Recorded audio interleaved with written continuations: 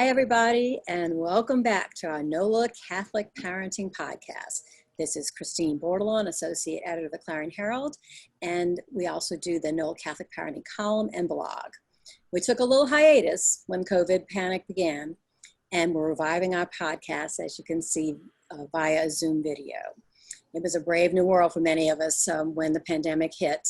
It changed the way we worked, the way we played, and the way we went to school. You know, the closure of our brick and mortar schools required a quick learning curve for teachers to adapt to virtual instruction, and it turned parents into semi-teachers, as most of you know, as best as they could be. You know, some parents adapted well to the change while others struggled, like me. You know, I was home with my husband and my granddaughter all fighting for the internet and different computers, so it was kind of crazy. So today, I thought, you know, we would discuss how education has changed during the pandemic, and I invited two NOLA Catholic parenting bloggers and columnists, Kim Roberts and Ty Salvant, to join us, as well as Kasey Webb, who is an Associate Superintendent of the Office of Catholic Education and Faith Formation. And we also have with us Peter Finney, who's the editor of the Clarion Herald. Good morning, everybody. Morning. Good morning. Well, I thought, you know, we'd start today, we talked to Kasey, because I know education has changed like in a split second on how we used to do it and how we do it now. So I know Dr. Raynell Houston has talked about she preferred the kids to be in the brick and mortar school. In-person learning was the best option, but we had to adapt to, you know, to what the parents needed and what they felt, you know, the kids were safe in doing. So why don't you tell me about the experience, first off, how y'all adapted so quickly, how the teachers did, and then a little bit about what's going on now. Yes, so our office has been working with all 72 Catholic schools in the Archdiocese, and we really encouraged every school to make decisions that worked for their unique community of teachers, of families, of students. And so it's very diverse, the options and what each school looks like. But our teachers and principals, our students and the parents have honestly been incredible adapting to this new world. So we have, most of our schools did start back in person, but we encouraged every school to offer a virtual option because we have many families that were not ready and are still not ready to send their children into the school buildings. So we have schools doing virtual learning at the same time as face-to-face learning. We have schools that are doing a hybrid model where they have students coming in groups. This group comes Monday, Tuesday. This group comes Wednesday or Thursday, Friday, and the whole building gets sanitized and cleaned on Wednesday in between groups. And then we have a few schools that started completely virtual. So it's very diverse, but our schools have been incredible in adapting. Is there a difference between the elementary schools and the high schools in what they are kind of doing? Obviously, we want all students to be back face-to-face, but for our secondary schools, I think that it's a little easier to do a hybrid or a virtual model because those students are older and they can be a little more independent, and they are oftentimes more tech savvy than our younger students. And so many of our elementary schools, especially at the early elementary, pre-K, kindergarten, first grade levels, really tried to do in person if at all possible, unless obviously the parents were not ready for that, where we offered an alternative. But yeah, it does look different, elementary and high school, absolutely.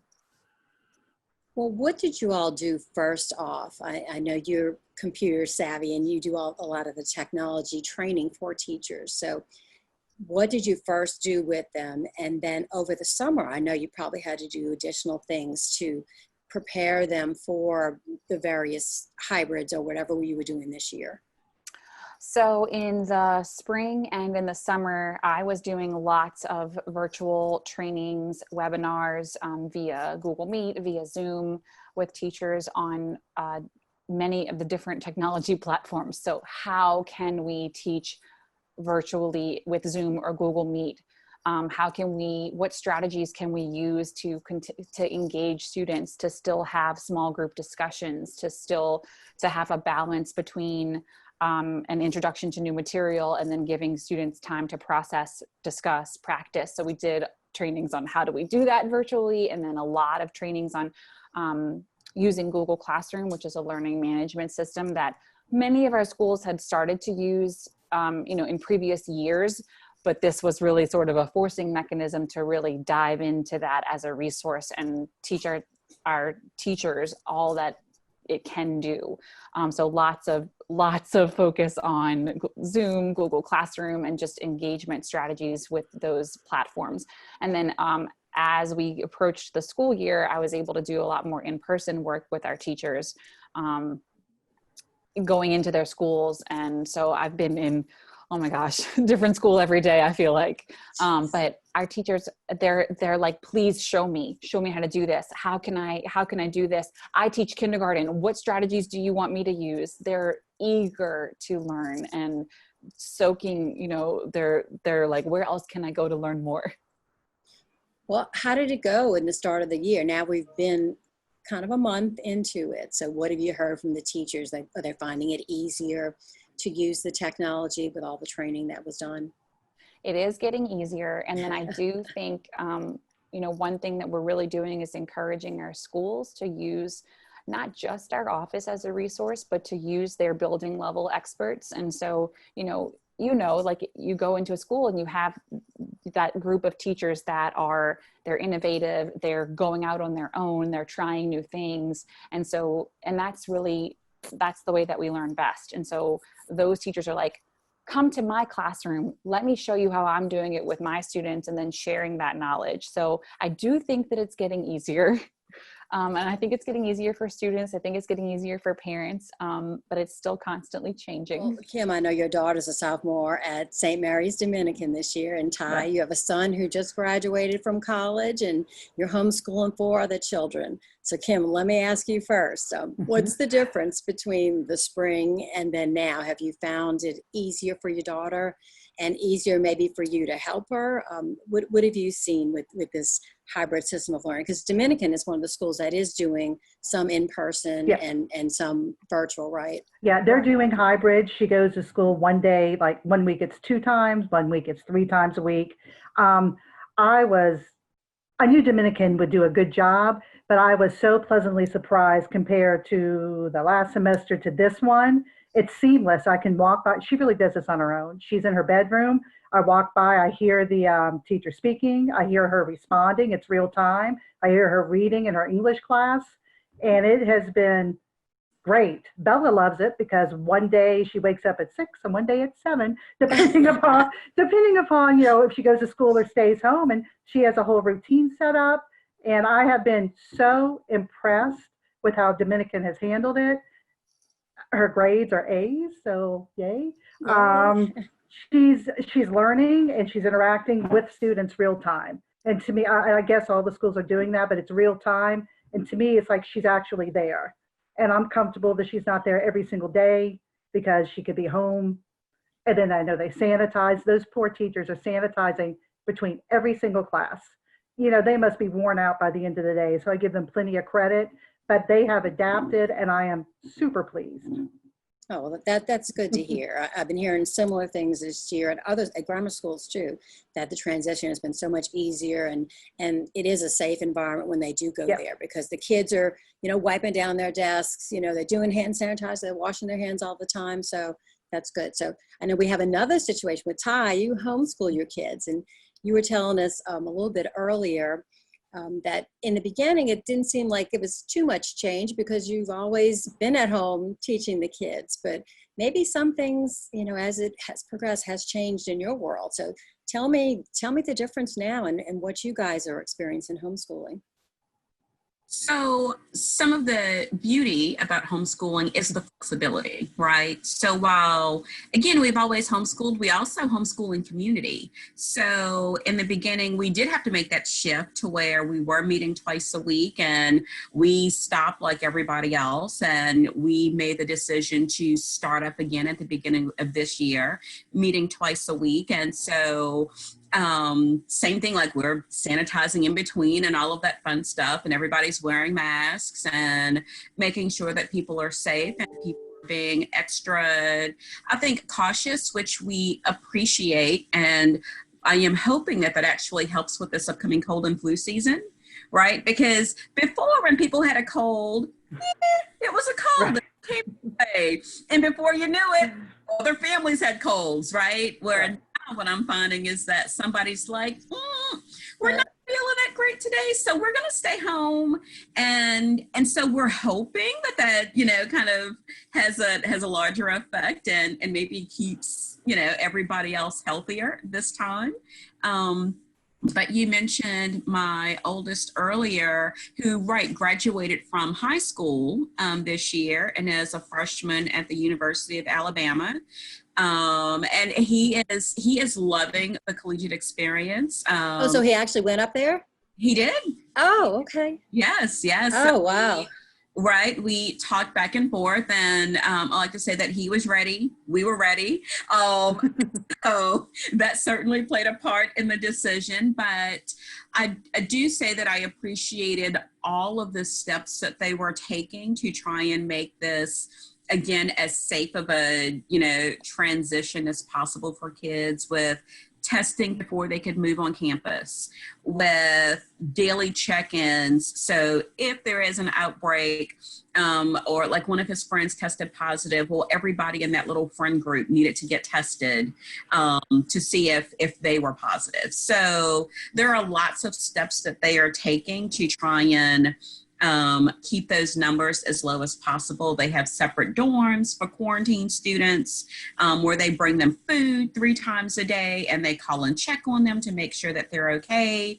So even for kids who do test positive on campus, I think as a parent, I feel good about the kind of guidelines that they have in place to help that child as much as possible, but to also try and prevent spread, which is what we're all trying to do, right? And so honestly, his hope is that, they keep their numbers down low enough to where they can remain on campus. He has some hybrid classes, a few online classes, and some where they're actually meeting in person. And that seems to be what most colleges were doing as well. And then the plan is for them to continue through Thanksgiving. But when they come home for Thanksgiving break, they won't go back. Right. So Right. That's what most schools, the colleges are Exactly. saying. Exactly. They'll do the last week virtually and then move on to online exams. Mm-hmm. Okay. Well, thanks for letting us know about that experience. Kasey, I wanted to go back to you though, and, hearing some reassurance, I guess, to parents that everything's going well. There's not been these huge outbreaks, that, some really strong things were put into place to keep the kids safe. What did you guys do, and what are you hearing from the individual schools? So obviously in the spring, right, the big focus, and oftentimes my big focus is helping with instructional technology, but right, when we realized we were going to go back to in person, we actually created a committee of associate superintendents and school leaders. So that committee came together and created, oh my gosh, it's like an 85-paged manual, basically, guidelines for reopening for all of our schools. So this committee, we came together, we created this manual for the schools, and then we had a meeting where we shared all of these best practices with principals. And this came with CDC guidelines and guidelines from the Department of Health and guidelines from universities on, virtual learning and best practices. So then we asked every school, the document was basically broken up into 4 categories. So one was like safety and logistics. One was obviously teaching and learning. One was school community, and then one was sort of like staff and HR policies and that sort of thing. So we asked each school to create a committee for each of those areas. And I was actually at a school yesterday, and they were telling me that their committees are still meeting. So they just continue, they made these committees over the summer to plan for how to reopen safely, taking all of these things into consideration. And the principal was like, yeah, our committees are still meeting because all of these things are still, relevant, and they're able to, the teachers are able to have a voice at the leadership level in how it looks at their school. So our schools have just they're really trying to take every possible thing into consideration: what's best for teachers, what's best for students, what's best for parents, and keeping everyone safe and making sure that high quality teaching and learning is still happening. Well, I know each school did give the Office of Catholic Schools their plan. Is that correct? And pretty much they've stayed intact, or are they, again, these changing documents depending on the situation? Definitely changing documents. So they all did send us their reopening plans, and then our office gave feedback on each of those plans and looked at them for, how did they align with the guidelines locally and statewide, and then it's kind of been a back and forth conversation.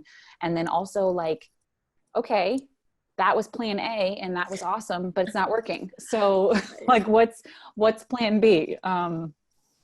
So definitely those documents are in flux for sure.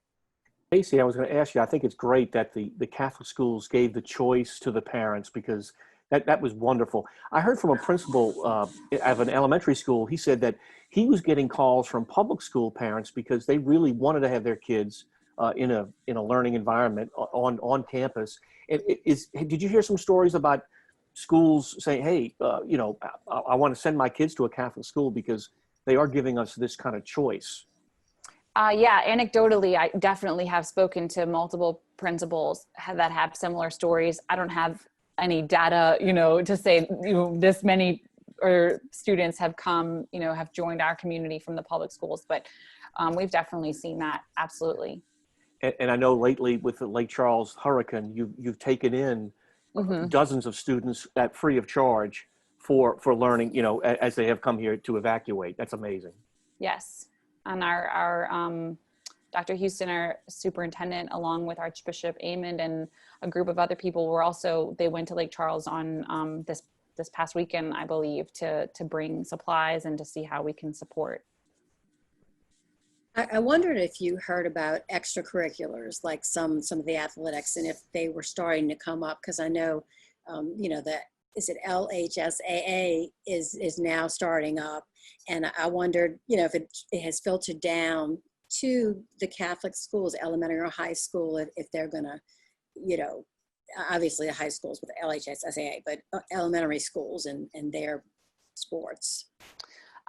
So Michael Burris in our office is actually the associate superintendent that focuses on that. And he did recently send out a survey to all of our schools, basically just kind of feeling out the waters. Like, how does your school community feel about starting fall sports, which sports? And then we also have schools, not just sports, but other extracurriculars, right? Looking at choir and band rehearsal, and the guidelines around that are changing. So we can, we were first allowed to rehearse outside. And so they're definitely, extracurriculars are important, right? As a child, like I was a theater person. So like, if you had taken that away from me, oh my gosh, but how can we do it within the guidelines and so that our students are safe and our parents are comfortable? So it's definitely conversations that are happening for sure. That's great. I mean, it's amazing how school has changed this year. Huh? So many options. But I know the main goal for all of us as parents, educators, is to keep our kids safe. Parents, as Dr. Houston has said so many times, are the first educators of our kids, and they're so concerned about not only getting quality education, but keeping them safe. I mean, that's been the best goal. And so I know everybody has had to choose the best option and the best environment, the safe environment for their kid to be in. So even with the growing pains, I know that all of us as parents, we're just going through all these new experiences, and hopefully we're better equipped at dealing with technology and embracing 21st century technology in education. So thank you all for being here today.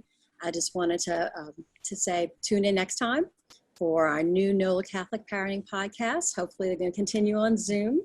And in the meantime, be safe, and then check out NOLA Catholic Parenting columns in the printed Clarion.